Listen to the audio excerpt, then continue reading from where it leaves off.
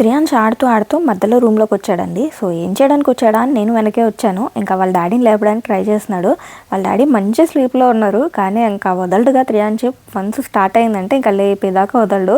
ఇంకా వాళ్ళ డాడీ కూడా త్రియాన్స్ని చూడంగానే మత్తు తెలుసుకున్నారు. నార్మల్గా అయితే అసలు ఎంత లేపినా లెగవరు.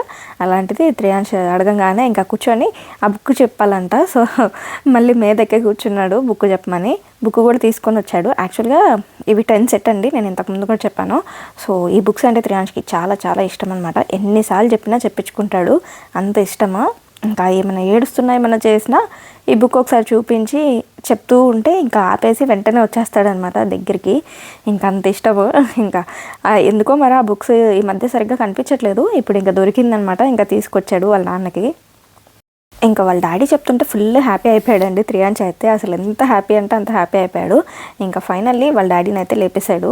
ఇంకా లెగిసాక నెక్స్ట్ ఇది కంటిన్యూ చేస్తానండి నెక్స్ట్ పార్ట్లో.